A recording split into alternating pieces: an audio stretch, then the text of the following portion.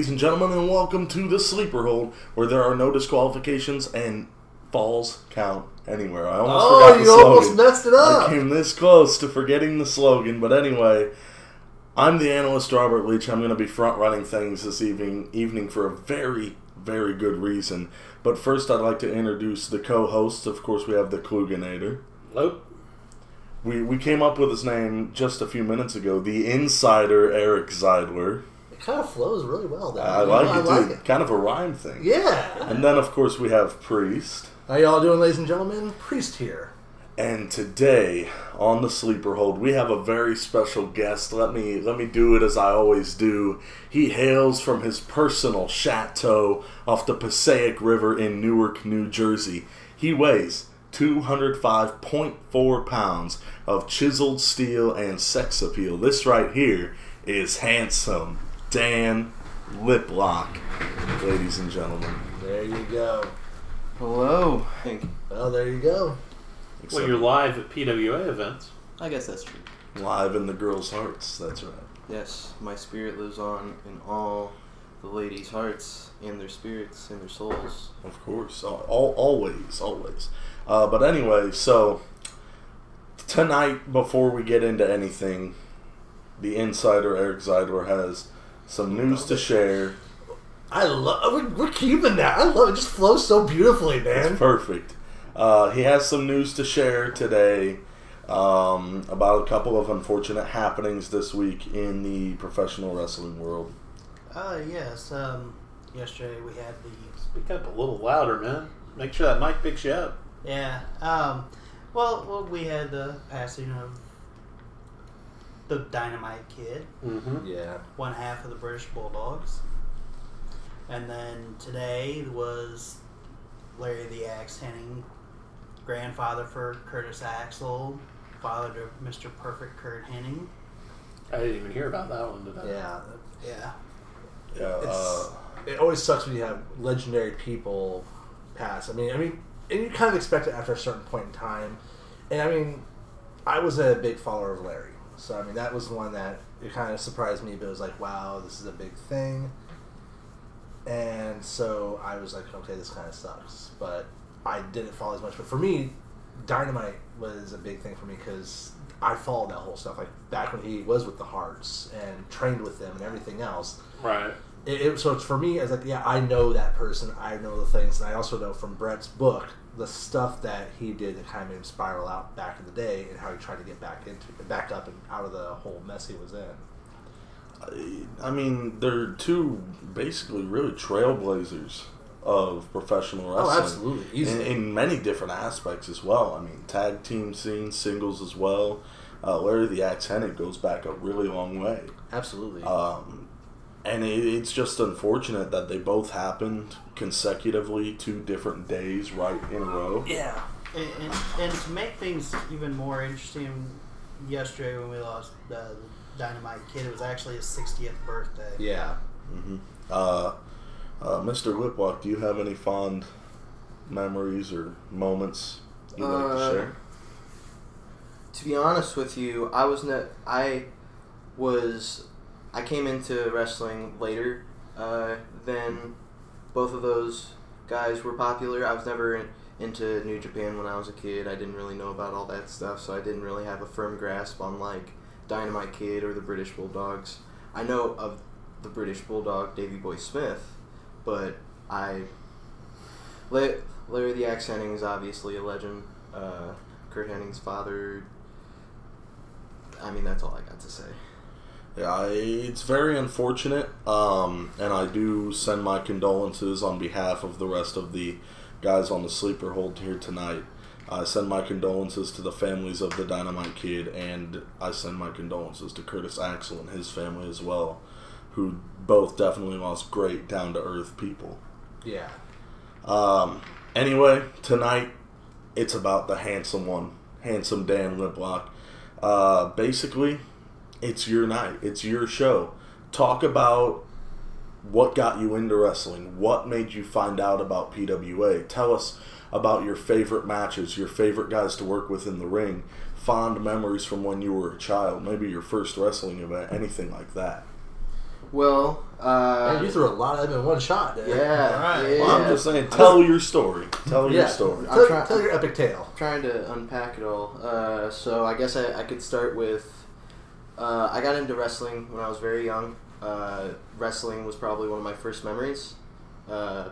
Probably when I was 4, I remember playing WrestleMania 2000 on Nintendo 64. I remember watching all the old Stone Cold stuff. Stone Cold was always my favorite, straight up. Still number 1 for me. I always go back and watch his stuff from the Attitude Era. Still watch his stuff from Stunning Steve Austin, from WCW, and just stuff like that. And I always wanted to model myself after that sort of rebellious, anti-authority figure. You know, when I was about probably around 7 to 10, I started getting more into wrestling. Started to become a little bit more conscious of it, I guess. I used to backyard wrestle with my friends on like trampolines in the basement, even in the living room and stuff like that. Yep. I have stories about those too. I remember those days. I've heard stories about those days. Cement basement floors is just like the Yeah. scariest thing to take bumps on. Been there. It's not fun. Yeah, and I would go to the local indie shows. I went to New Midwest when I was a kid, and I remember seeing guys like Casey Jackson, Guy Smith, Spencer Powers back when he was El Diablo Silverado, and just all that. Eric Logan was always one of my favorites, and I don't think any of them remember me. Well, I mean, yeah, it's kind of harder for a wrestler to identify the fan than the fan to identify the wrestler. Oh, I can imagine. Definitely, I mean, but it's got to be profound for you. How would it feel? How did it feel when you remember when you were just a kid seeing Casey Jackson in New Midwest, and then having your debut match against Casey Jackson? Yeah, no, I told him right after that match, I was like, hey man, I remember watching you as a kid, and it is so crazy how my life's just come full circle after everything. I mean, I took a break from watching wrestling when I was like 11 or 12 to maybe about 18, 19, and when I got back into it, I started with the same stuff that got me into it. You know, the Attitude Era, old Stone Cold videos, and you know, the person that trained me, Guy Smith, you know, that's another way that this just comes full circle again. It's like, it's another guy that I watched as a kid, another guy that I looked up to, and yeah, man, I just, yeah, so I took a break from wrestling, starting around 11 or 12, I started to get more into music, started playing guitar more, playing in bands. I've been playing locally and nationally for the past 6 years now. That's great. Toured down to Florida, to the East Coast, stuff like that. And then, yeah, I don't know what happened. I think I just stumbled upon some random YouTube video, maybe just like a Botchamania or something. And that just caught my interest again. And so I went back to old freaking Attitude Era videos. Yep. The one I always go back to is the one where Stone Cold is on the beer truck spraying Mr. Yep. I mean, that's a classic, really. Of and course. I always go back to Stone Cold versus Bret Hart at WrestleMania 13. That was a classic. It's big time. my all-time favorite match. Yes. All-time favorite match. I watch that at least twice a week. Like, seriously, one of my favorite matches ever. Just the psychology behind it. That finish is just genius, you know? Yeah. And, yeah. So after that, I was just watching wrestling pretty religiously. I knew some things, you know, but I didn't know everything, and I was just, I don't know, I was a fan again. I was reliving my youth. I was reliving all that nostalgia. I was just drinking it in, man. You know what I'm saying? And yeah, I would watch. I got the WWE Network. Okay, so I was on tour I was in Georgia. I was in Atlanta, Georgia, playing at this house that was called Parts Unknown. Nobody challenged you to a fiddle contest, did they? Huh? Nobody challenged you to a fiddle contest, did they? No. Okay, No. good. The devil did not go down to Georgia that Fair night. enough. Fair enough. And so I was in Parts Unknown, and the person that owns that house, their name was Mark Mordian. I think I'm pronouncing that right. They had an Xbox with WWE 2K16, I want to say, and they had the WWE Network. I had never seen the NXT stuff for the longest time, and I saw them do, what was that, like, behind the, like, Tyler Breeze was a big spotlight in it. Breaking Ground. Yeah, I think it was Breaking Breaking Ground. I saw Breaking Breaking Ground for the first time, and I just was like, whoa, what is this? You know, and then I got more into it. I started watching the WWE Network more. Mark is actually the person that got me to get a subscription to it, and from then on, it was just, I was deep. I was way too deep to just pull myself out. And so at the time I was living in Normal, in Normal, Illinois, and I moved down to Springfield about, I want to say 2 years ago. And when I did, I got this job at Miles T-Shirts, screen printing. Not sponsored. Not sponsored. No, my boss would kill me. And so when I started there, I was working with this dude, Jeremy Bailey, who does a Lincoln's Legends podcast. Yeah, I met him before, yeah. Mm-hmm. Yeah, he actually, I've known him for a long time because he was actually helped with 217 Radio for a while. And everything else. Good kid. And we were working together. I was there for maybe about, well, I'm still there now, but I was at the time there for like 4 or 5 months. And we were printing shirts for Pixel Dan, if you know who I'm talking about. Yes. Yeah. Another YouTuber. Another YouTuber. Yes, and a good buddy of ours. He bears a striking resemblance to Spotlight Spencer Powers. Yeah. You ever notice that? I think Yeah, they're twins. very uncanny. I think they're twins. Or separated at birth or something. I don't know. Maybe Doppelganger. Yeah. Keep going. So we were printing those shirts, and then Jeremy walks up to me, and he sees the shirts. He's like, "That's my buddy Danny Erdley," and he starts talking about how Danny's involved with the wrestling scene and yada yada yada, and he mentions Pinfall Wrestling Association, and I'm like, what is that? And I knew about New Midwest. I didn't know if it was like still established, you know, still around, and he told me about that. Then he told me about the Academy, and I'm trying to remember who he sent me to ask about it. I want to say it was Tim Gibbons. Who he had me message about it, and this was back when I was about 30-40 pounds heavier. I hadn't worked out in probably 5-6 years, you know, and I wasn't in the tremendous physical shape that I am now. Yeah. You know, and About 245.4 pounds. Yeah. And so I got a gym membership, and I started working out. It started as like once, twice a week, till it got to about every day, and I just made a habit of it. I would go straight from work to the gym, and I would watch my eating. I would do everything I could so that I can get into the best physical shape that I could, so that training would be a little bit easier. You know, because I knew it would be tough, but I didn't want to go in there and be completely blown up the entire time. And then, no offense to anybody who is, I mean, it's tough. That's really hard cardio. But like, I just wanted to get like the training program's not for the faint of heart. for sure. Yeah. I just wanted to be like a step ahead, you know. Yeah. And so I did that, and I heard about the academy in, I want to say it was January,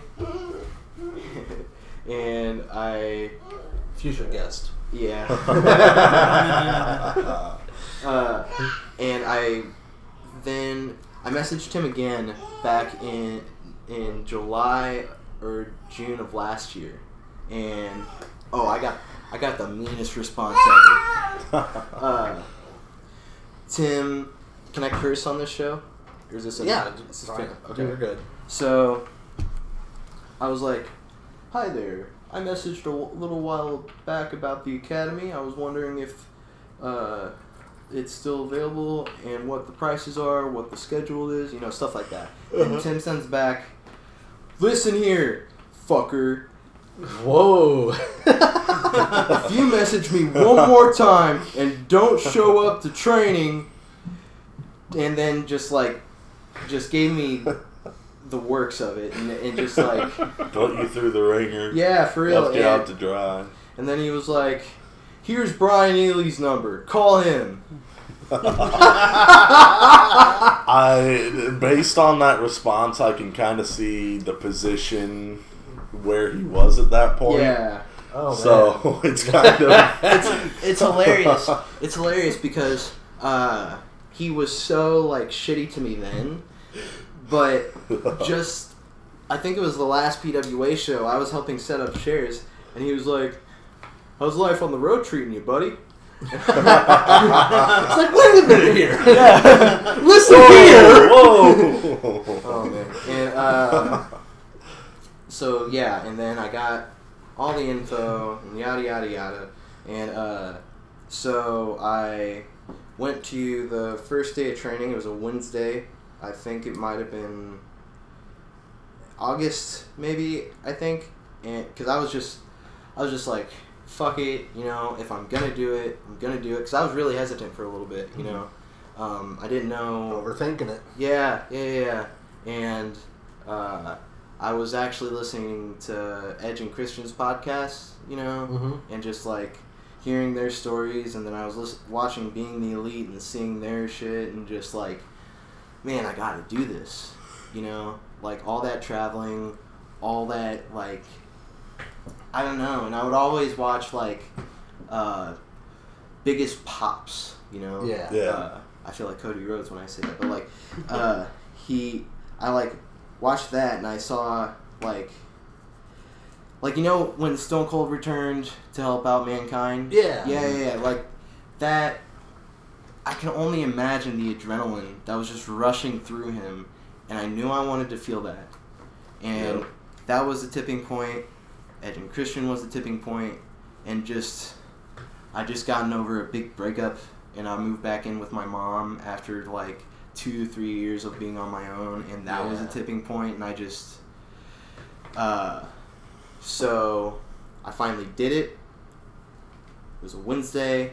I show up about half hour early because I want to seem ready to go, you know, and I knew the owners would have paperwork for me, I would have to pay, and yada yada yada. They're about half hour late. Well, yeah. And That was about usual for the In academy. all fairness, at the time, the academy was in Auburn. Yeah. And there were some nights where some of us couldn't get out there till maybe a few minutes after. Yeah. Fair Yeah, I enough. remember I have to joke there- and say it sounds like the Mr. Archie I know. There have been times where I would go down there and get a message about 8 o'clock after I'd been sitting there for an hour and a half. Hey, sorry, nobody's going to be at the academy tonight. Right? Oh, Yeah. And so did all that, and I was waiting for Guy Smith, my head trainer, and he shows up. I'm the only one there, besides Harley and Jake Lander, who were co-trainers at the time, and I was the only one there, and Guy just had me run through basic calisthenics, taught me how to bump, and I just listened to all them talk for about a good, like, hour and a half.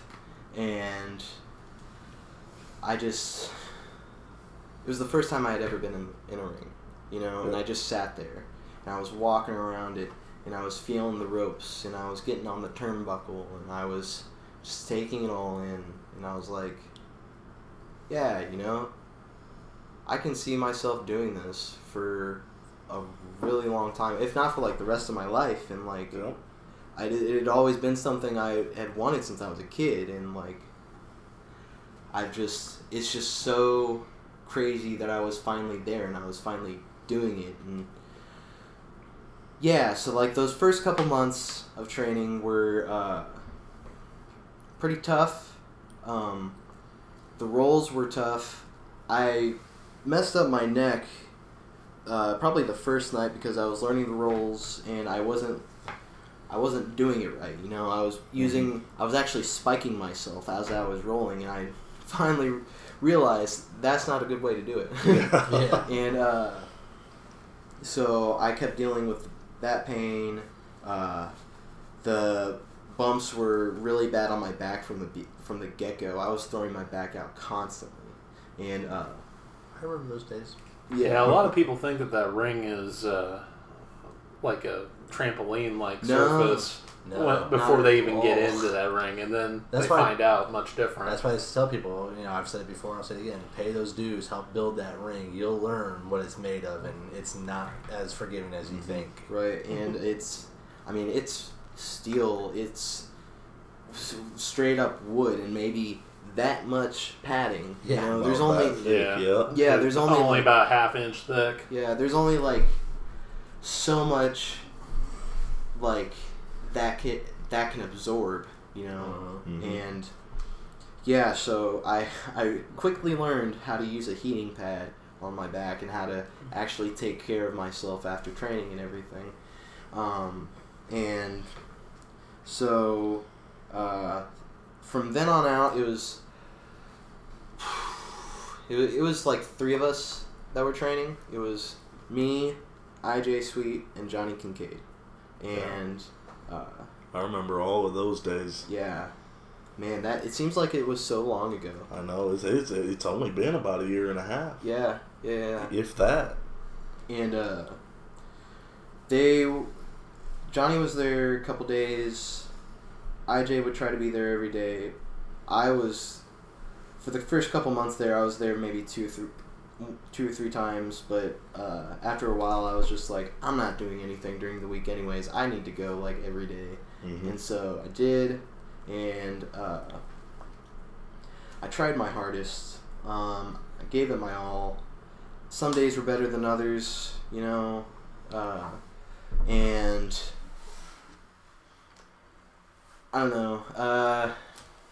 What would you say was the worst part of your training? The thing that was like what you dreaded, or the nightmare that you can recall? The part that was hardest to get past.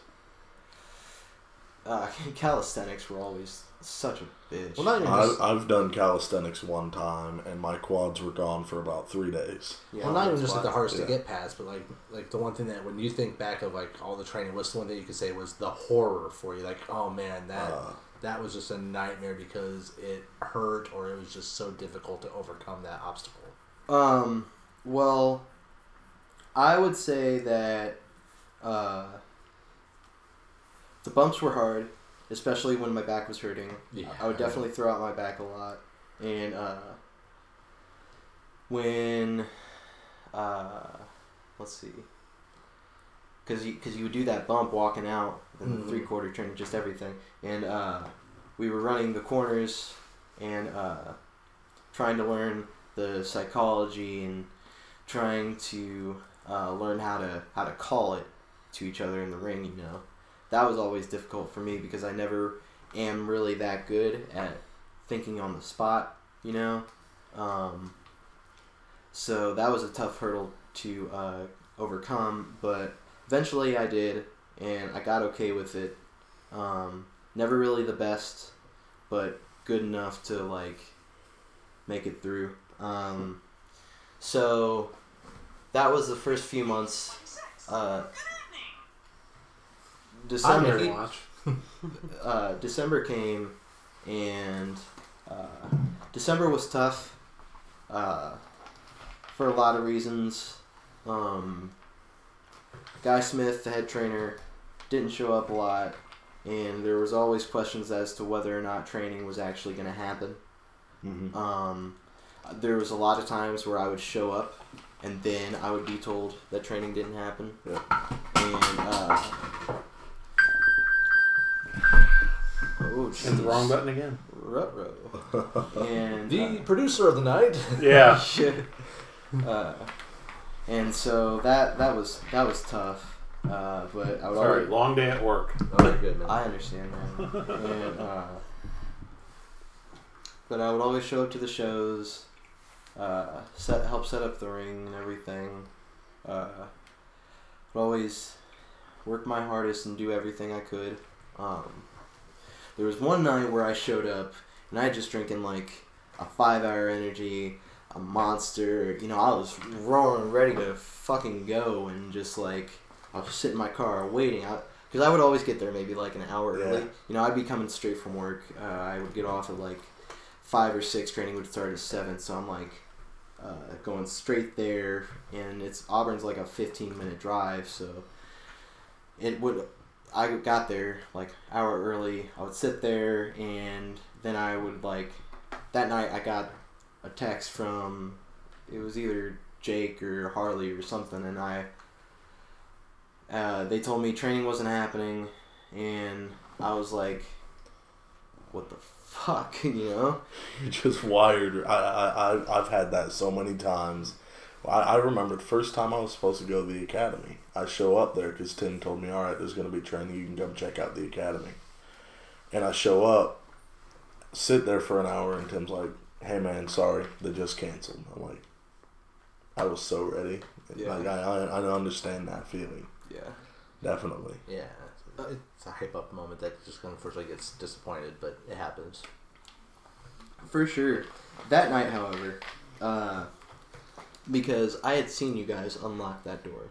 I knew how you guys unlocked that door with a little card. Yes. So, Jake Lander used to do that all the time when he wanted to get in there. I remember those days.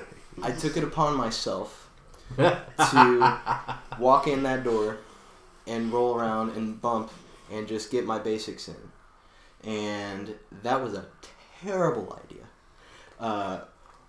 Not because it's not good to train on your own and just make sure your basics are down, but that night whenever I bumped, and I did a flip bump, and I landed on my side, and just I threw out my back again, and I had to go to training the next day because I always went every day, and my back was just killing me, you know, and it was tough, but like I went to training, I stuck it through. I was complaining the whole time, but like still did everything I had to and stuff like that. That bad back eventually got better. Eventually it was fine, but yeah. So December happened, that nightmare of a month, and then January came through, and that was not much better. Training was fine for the first couple weeks, and then there was a show where I was a referee. I was refereeing for this match between Stephen Bishop and Scotty Cash. And I had just got a lot in my mind, you know. There's a lot of drama outside of wrestling and everything, and so I was refereeing. I was not in the match. I was just, my mind was gone, and the go home came through, and something went wrong, and I saw something I wasn't supposed to see, and yada yada yada. So I got mad because I messed the match up, and I was about to go to my car to blow off some steam. On my way to the car, I punch a brick wall. Oh, yeah. Oh, I remember that night. Break my hand. I remember hearing about this. luckily, Veronica Payne, and all the lovely folks at PWA, Derek Moss gave me a nice talking to. Everybody was so sweet. They helped bandage up my hand, yada yada yada, and yeah. So I went to the ER maybe the next day, and I got it looked at, and I went to a specialist. They said I had to be out for maybe 6 to 9 weeks, and that was some of the longest 6 to 9 weeks ever. Oh my god, that was awful because I couldn't work out. I could work out. I could do cardio and I could do core stuff. I was never that into legs at that time, but I did everything I could. But I had that fucking cast on my hand. So you couldn't do the weights and all that? No. Man. And that was hell. That broken hand, I kick myself to this day for that stupid shit. And so that happens, and after that whole, probably was about a month and a half, I think, and I get the wonderful news from Antoine Archie that the academy is closing. I'm about 4 months in at the time. The course is 6 months, and so when he tells me, I'm just fucking, I am so depressed and disappointed, and I don't know what I'm gonna do, you know, because this was it for me. You know, I dropped out of college. I didn't know if this screen printing was gonna go anywhere. I'm making $10 an hour printing shirts for 40 hours a week. It just felt like a dead end to me, and I just wanted something, and it was being taken away from me, and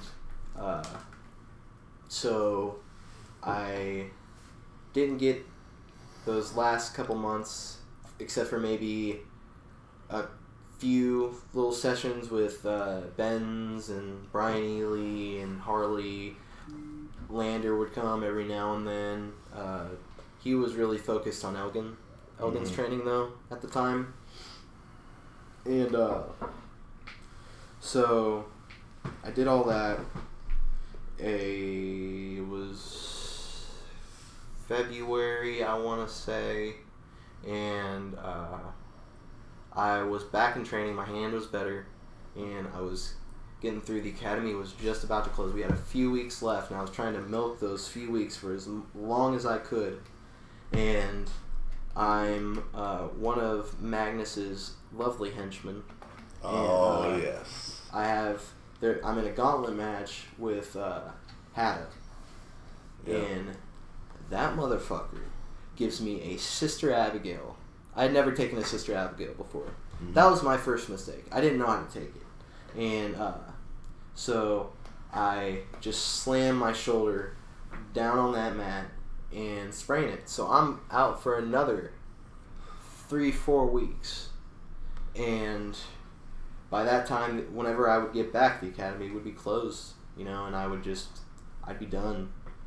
But I still showed up to training regardless of whether or not my shoulder was feeling good because at the time I found KT tape, you know, you've seen like Cesaro wear that stuff for so long, and I would wear it on my shoulder, and it helped a lot.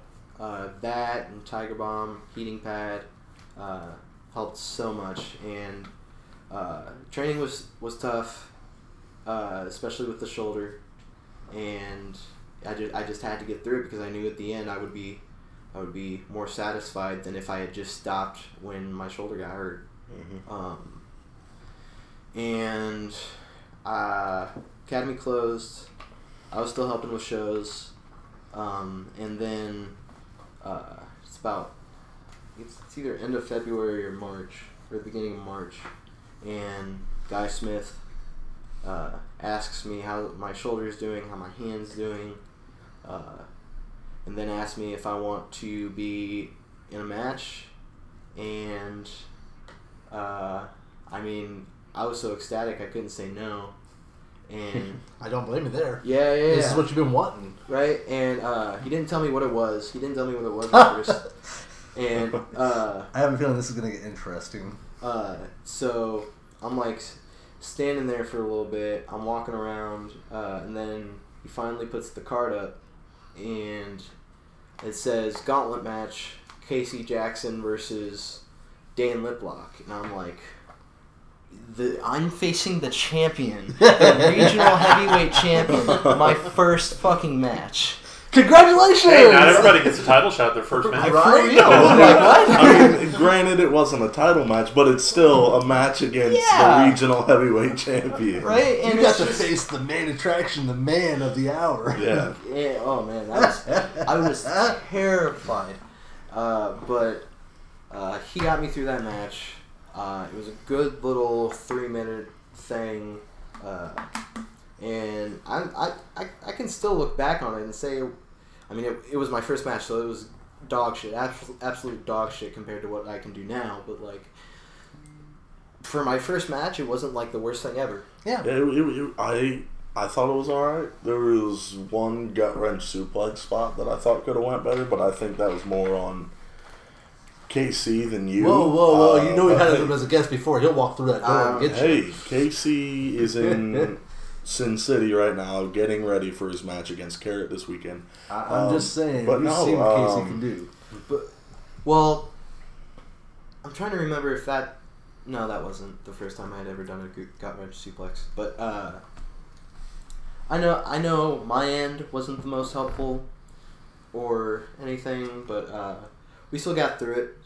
He gave me some tips, some pointers, said it was fine, and from then on, I was fucking on every show. The March show, Envy, I think it was. I forget who I faced. That was your debut. Was Envy. It was Envy that was my debut. Yep, and then Big Irish Bash. You're right. Was your second match. You faced Harley. Yep, I faced Harley. Told me I couldn't do my job. Yeah.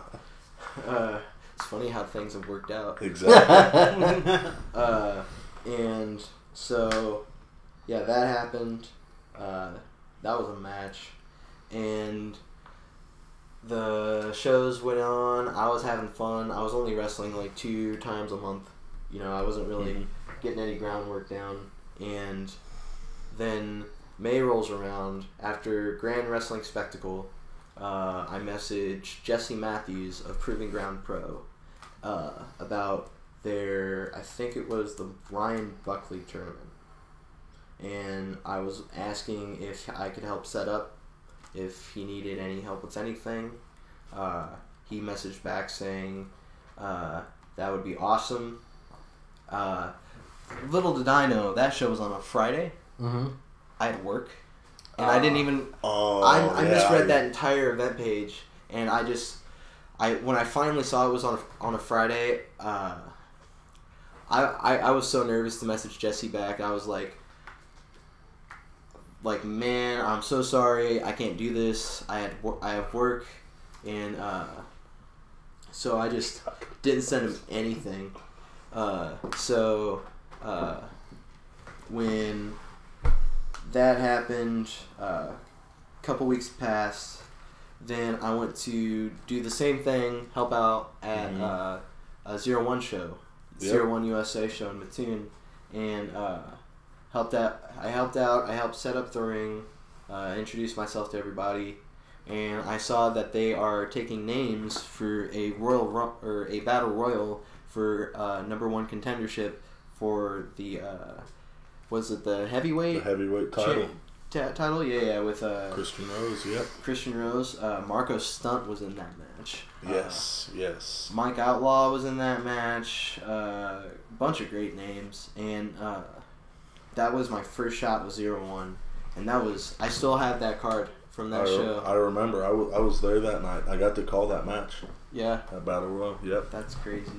And from then on, after that 01 show, I think I had a show in Pontiac, and I was getting all these bookings or lack of bookings, just helping out with shows, just making sure I was staying busy. You know, I was trying to make sure I had a show lined up for every single weekend. And since about June or July of this year, I've been consistent with having shows almost every single weekend. whether it's me going to a new promotion to help out or me going to PGP or 01 to wrestle or anything. Last weekend, I went to Tennessee for Pro Wrestling Mid-South. Oh, really? Formerly known as NWA Mid-South. Yeah, I know that Guy Smith and Lander have worked there, Moss as well, Cardini. Mm-hmm. And,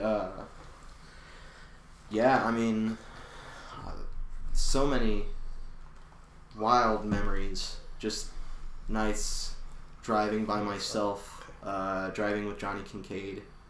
Me and Johnny have gone to so many shows together and just had so much fun together. It's like so crazy that this has become my life now. I'd never, if you would have asked me 3 years ago if I would be into wrestling as much as I am now, doing what I do now, I'd say you're fucking crazy. I'd be like, what the fuck are you talking about? And then the bug bit him. Yeah. You got that itch. Yeah. And from then on out, I've just been chasing it.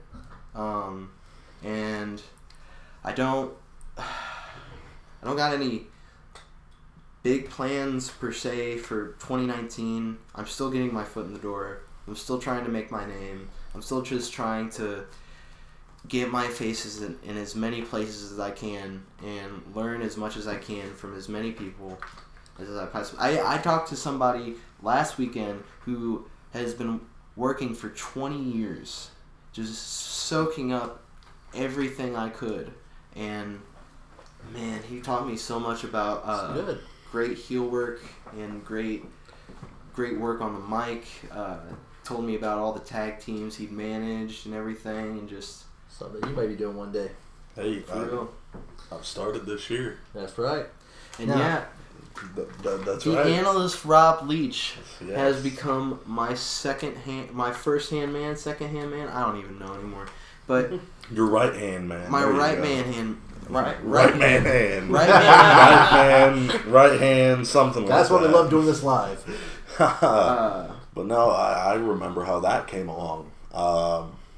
I was originally supposed to be in the Wrestling for a Cure Battle Royal, and there were guys saying he's untrained. I'm not even going to go to the show if you're going to put untrained guys. I remember hearing all that drama. And I said, all right, well, can I elect someone else to take my spot that I can manage? And I remember being told, all right, yeah, who do you have in mind? I was like, well, I know Johnny Kincaid's already in the match. And IJ Sweet lives an hour and a half away. I don't know if he'll be able to get there. But one guy that I think has been really impressive is Handsome Dan Liplock. I said, put him in the match. I'll manage him. And we'll see how this goes. There you go. Put him in the match. He was in there for about, a minute and a half? Yeah. I was having a real tough time. Freaking, I had the upper hand at first. Well, yeah, we made sure we made an entrance. Because I didn't know how long I was going to be in there. And I was like, if there's something they're going to remember me by, it's going to be me walking out to that ring. Yeah. And I told you, Rob, take this bottle of baby oil, just pour it all over me. Yeah. Rub that shit in. And I remember that night was kind of rough because guys were taking up so much time in the ring. We actually had something planned with Hatta that we were going to do, and they cut it because, well, didn't have time. We didn't have enough time. Yeah. Well, it still worked out. I really enjoyed it.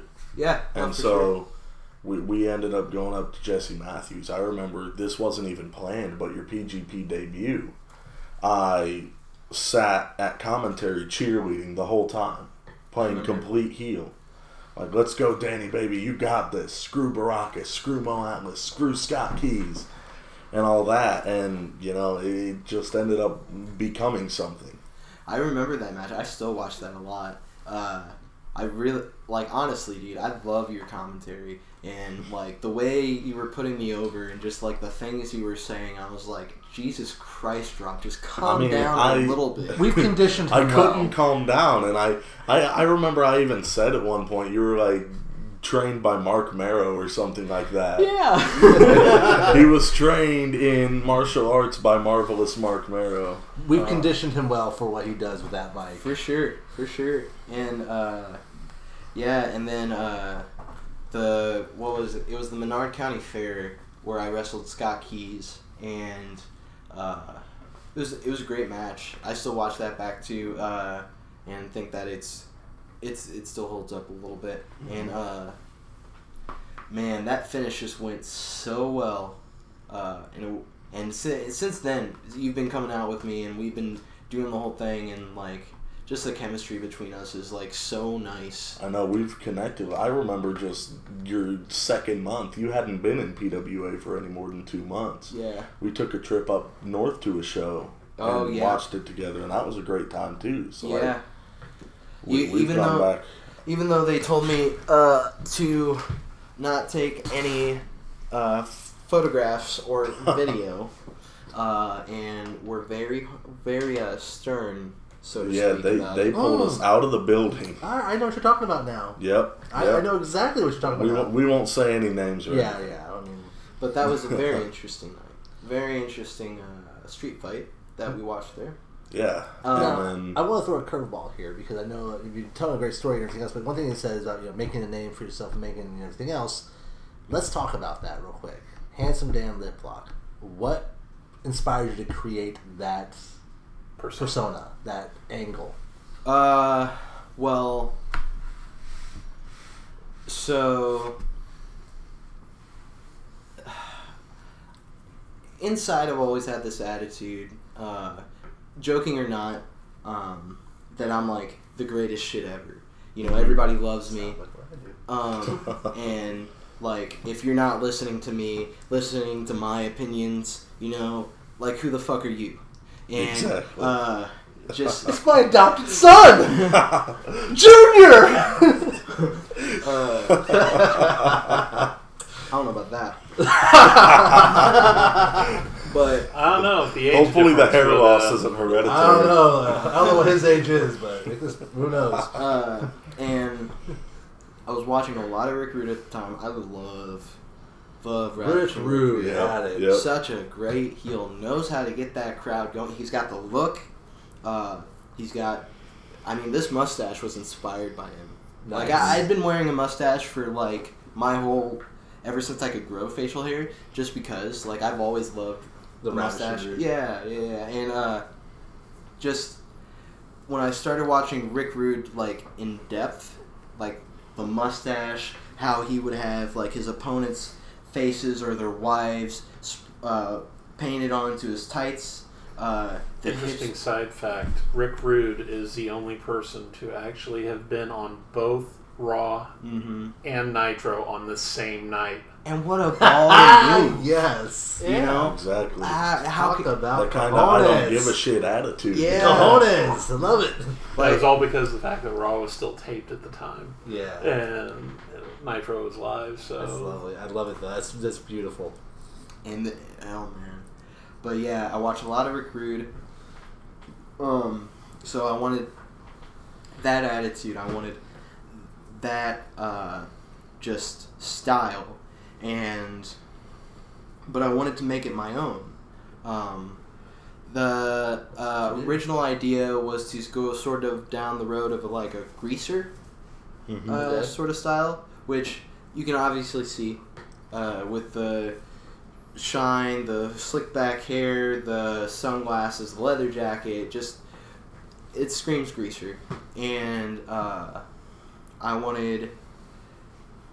I just wanted to be tough, and like, you either want to be me or you want me, what I'm saying? And it's like, I just wanted that sort of attitude. And so I was watching a lot of Rick Rude. A lot of my in-ring stuff is inspired by people like Stone Cold. Chris Benoit's a big one. Kurt Angle, sort of, just with all the suplexes and everything. I don't do a lot of traditional wrestling or anything. I tried to do amateur wrestling in high school. There was an open gym, and I showed up to the wrong gym, stayed there for maybe 15 minutes, and I was like, oh God, because I'm maybe like 14, 15 at the time. I'm like, oh God, there's nobody here, and I just left. Yeah. And I never tried it again. I wish I would have got that background, because it would have made like the grappling and the chain wrestling a lot easier, you know. Because chain wrestling was another thing that I had to was another big hurdle I had to overcome. That movement, that just trying to go from hold to hold, like it was really tough for me because I never really had that grappling experience. And yeah, so there's stuff like that. Edge's attitude was a big one for me when he was the rated R superstar. He's always been one of my favorites as well. And you got him over here grinning ear to ear. I'm just waiting for one more name and I'll be like, all right, I'm done. I'm out. But yeah, and like I lost my train of thought. You mentioned the rated R superstar. Shoot. I guess Joey Ryan would be another obvious influence. I get so many comparisons to him. It's either you look like a goth Joey Ryan, or like I've gotten Jay White before, which is really weird. I think it was because I had longer hair at the time. It's wetted down and everything, and it's that was just really weird.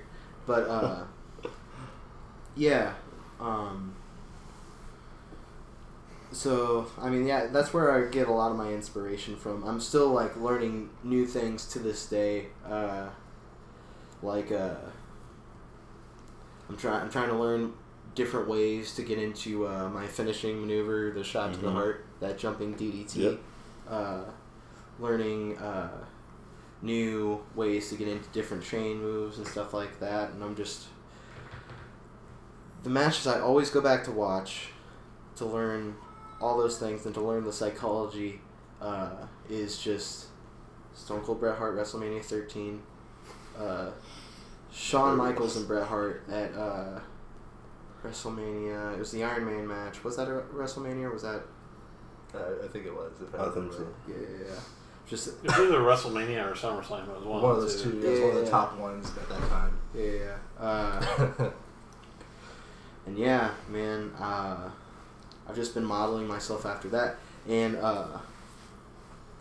the whole handsome thing, I never heard anybody call themselves handsome. Now that I'm more knowledgeable about the business and like the history of it, there's the handsome Jimmy Valiant and like stuff like that.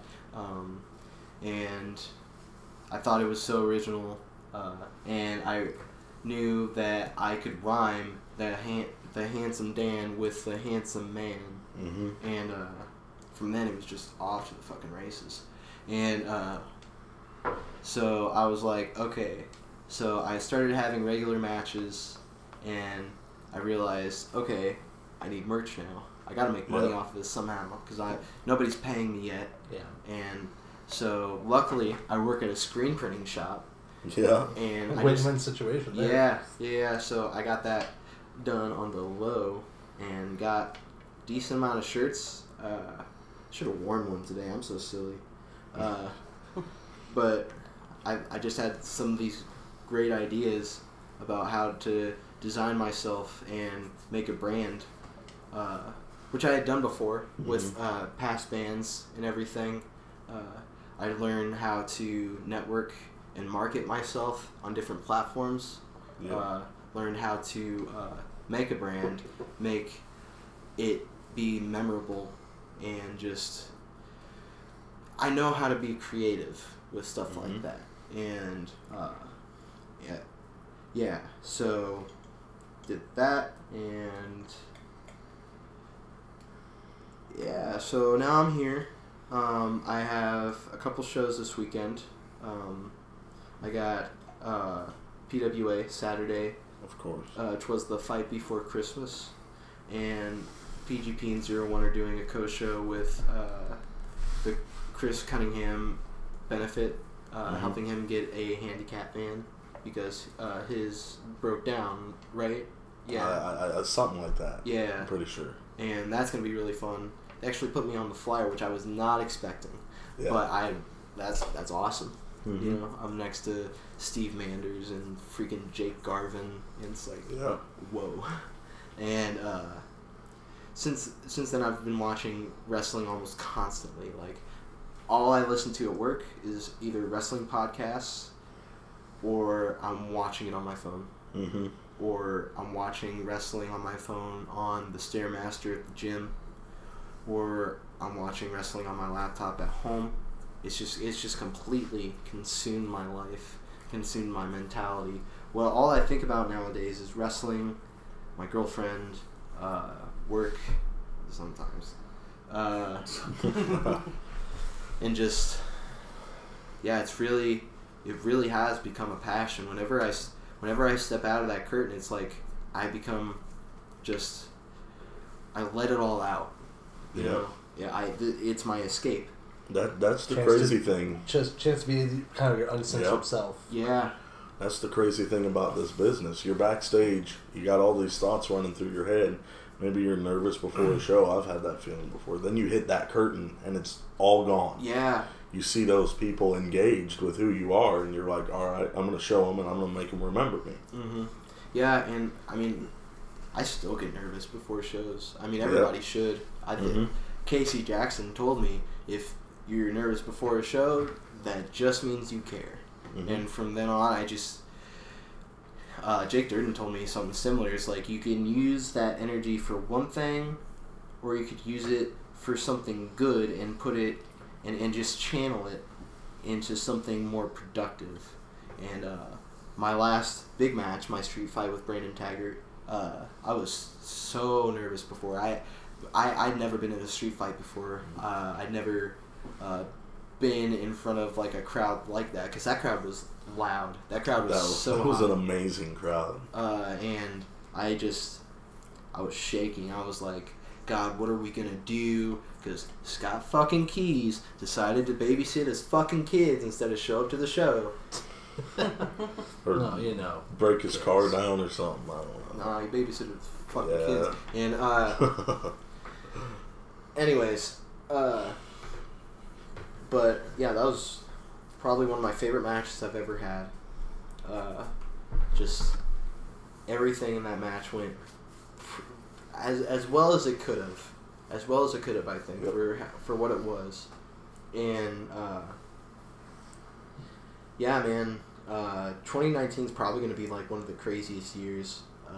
I'm going to be starting training with Elgin. Nice. That's great. Next year. I'm going to be trying to travel more. I'm hopefully going to be moving into a new place. And just getting my bearings, and just it's gonna be crazy. I can just tell you that. I have no idea what the future holds right now, but like I'm really looking forward to it. I'll tell you what the future holds. Handsome Dan Liplock. That's true. Maybe in your town. That's it. Maybe in your town. You live in Springfield, he's right here. I'm right here. You live in Petersburg, he's right here.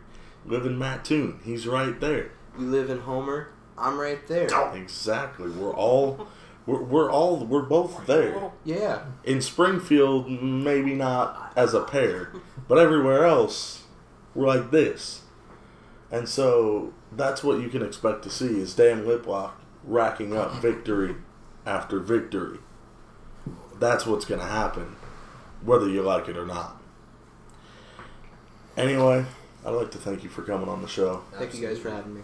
It was great being here with handsome Dan Liplock. For Couganator, Priest, and the insider Eric Zeidler, I'm the analyst Robert Leach. Everybody say bye. See ya.